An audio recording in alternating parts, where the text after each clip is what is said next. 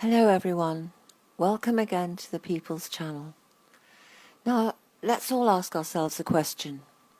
Do we believe that when we vote in an election, or in this case a referendum, that we ourselves are making the choice where to put the X on the paper we put in the ballot box? Do you think you have a free choice? I'm just about to show you that maybe you could be mistaken.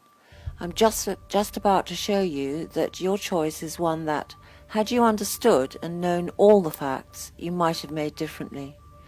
This video will show you material that nearly no ordinary person, us, has ever seen before. It's not illegal to possess this material, since it will have been obtained under the Freedom of Information Act. But it is material that the government especially would not want anyone to see, and so it has not been seen until now. The People's Channel exists to inform people of the truth. This is the story behind the last referendum in 1975 held by Harold Wilson. It is contained in documents marked secret or confidential or restricted for the most part. It's an illustration of how perfectly the minds of the public were manipulated into agreeing to remain in what was then laughingly called the common market. It's the story of what is happening right now to us, the general public, and that despite the government, Electoral Commission and EU assurances to the contrary, the European Union has huge involvement in the 1975 referendum, just as it has today. Prepare yourselves to see what virtually no one has ever seen before. You're about to get a sneaky peek of the dark underworld of politics. It begins here. Instructions for the publicity campaign. This is a picture of the full page, just so that you can see the kind of documents that we're looking at. And here's the first paragraph.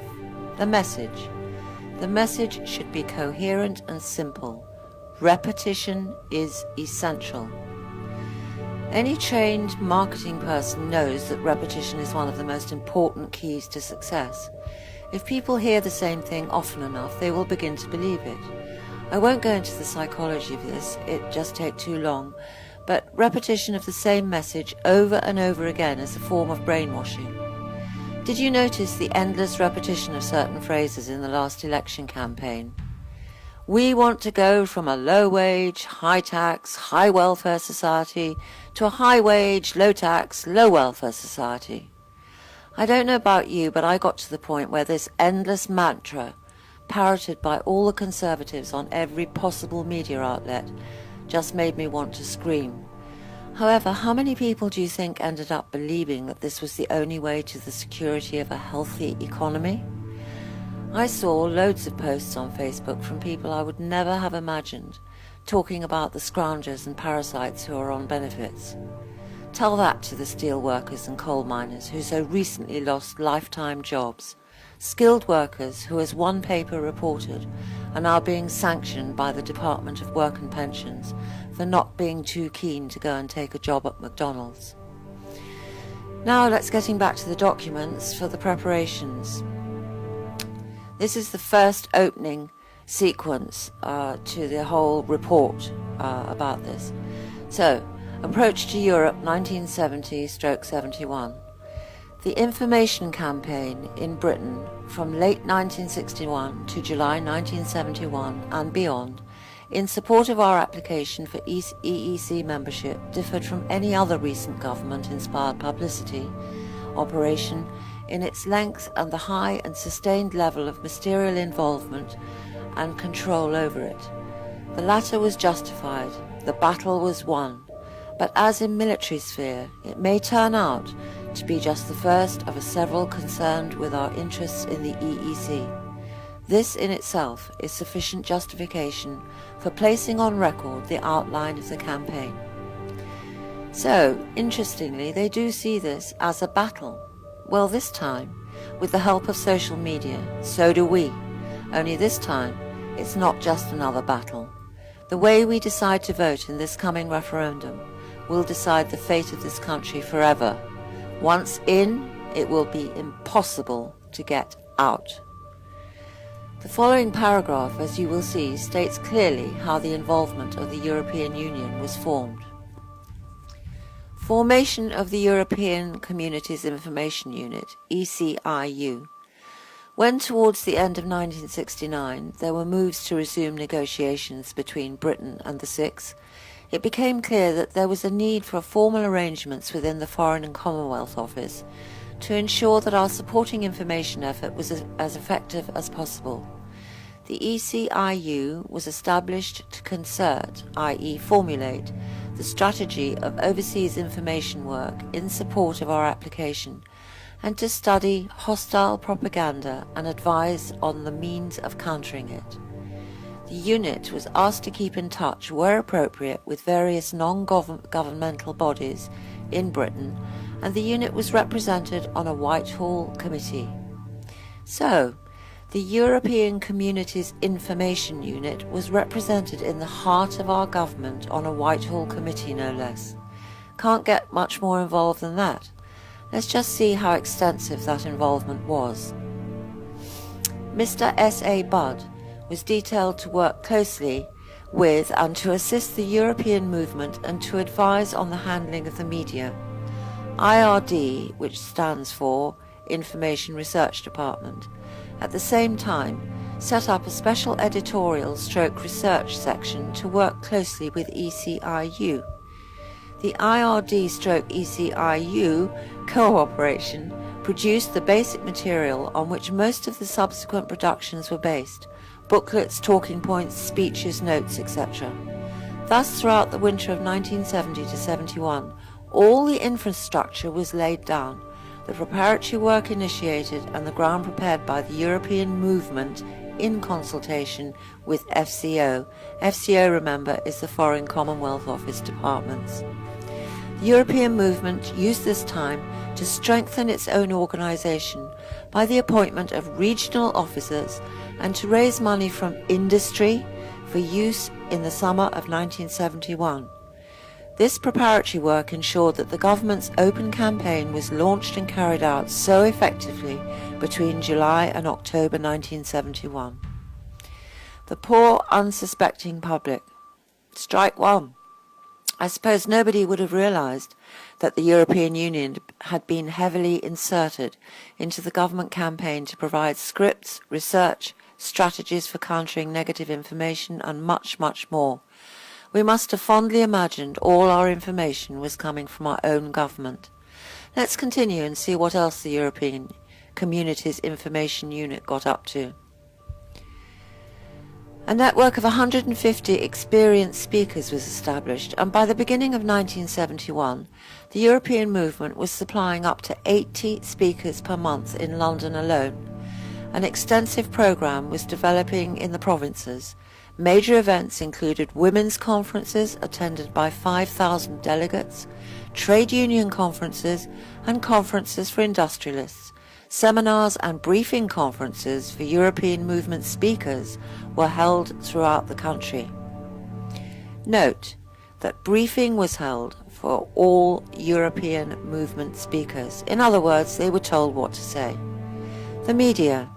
Firstly, News Department was responsible for briefing journalists on the progress of the negotiations and for stimulating favourable press comment on our application, a very important factor in the campaign. Secondly, ECIU was involved in briefing provincial newspapers and regional television organisations, and IRD wrote over 50 articles for national and regional newspapers, trade union and political magazines for signature by pro-marketeers. Says it all. There were in addition regular contacts between ECIU and the producers of the major current affairs programmes. There's so much information here that time doesn't permit except to show a fraction of it, but I think you're probably becoming or getting the message that all the information put out by speakers, media, press and TV was carefully scripted and overseen by the European Communities Information Unit. I'll just show you a couple more. Ministers of the Standing Group accordingly decided that approaches were needed to all the media to prime them and seek their interest and support. They were made to all the national newspapers except the Daily Express, Spectator, Newsman and Morning Star, which were known to be firmly opposed to the EEC, and to a number of the regional newspapers at management and reporter levels, and to the BBC TV, BBC Radio, BBC Scotland, BBC Wales, the ITA, ITN, and 11 of the 14 ITV regional companies, excluding only Grampian, Ulster and Channel, at management, controller, and head of news and current affairs levels. The Times, Guardian, Economist, Daily Mail, Mirror, Sun, Sunday Times and News of the World declared themselves editorially favourable and prepared to assist. The Daily Telegraph and Financial Times felt it necessary to strike an editorial balance, but on the favourable side. The main regional newspapers approached also responded favourably. One thing I found particularly disgusting was this: letters to the press and public. Between September 1970 and October 1971, IRD, which is the Information Research Department of the government, kept up a steady stream of letters and articles to the press, working closely with the European movement, and also drafted the replies to over 2,000 letters from the general public. Instructions for writing these letters are to be found elsewhere in these documents, and in actuality a whole department was set up to write letters from fictitious people, supposedly members of the public, to the Times and other newspapers, all pro-EU of course, and also, as stated above, to draft replies back to innocent people who had written in to ask questions thinking they would get a truthful answer. The results of all these activities, or these particular activities, were reported later in the documents. Here is what they have to say about this particular one. The arrangements for letters to the press, on the other hand, in which IRD helped, worked splendidly. IRD, as we know, stands for the Information Research Department. Bravo to them for helping and colluding with the European Union to dupe the unsuspecting public. Whilst there are pages and pages bragging about the success of this battle, this one takes the cake. Both television and radio, despite their rules of impartiality, were judged by the German embassy in a careful assessment in early August to be contributing importantly and favourably. Now, apart from the spelling error, which somehow seems to add insult to injury, the German embassy, does this not indeed suggest that many anti-EU commentators, researchers, and even some politicians have said all along that perhaps World War II never finished, it just changed its tactics? As a friend of mine is fond of saying, if you're not angry now, you're not paying attention. With this in mind, please think very, very carefully before you vote. Does Britain really want to find out that we lost the war after all? This was a report on the campaign of 1975. Think just how much more advanced they will be in their deviousness, lies and mind manipulation today. Do you really think you have a free choice as to where you put that cross? Are you going to believe everything that you hear on the TV from now on? Party politics have no place in this decision. The future of your children and grandchildren does. United as one, we can and will win this war, once and for all, in the up-and-coming referendum. There is only one answer: a complete Brexit. Leave, leave, leave, leave, leave, leave. Please like, share and subscribe. It is vital to get this information to everyone possible. Thank you.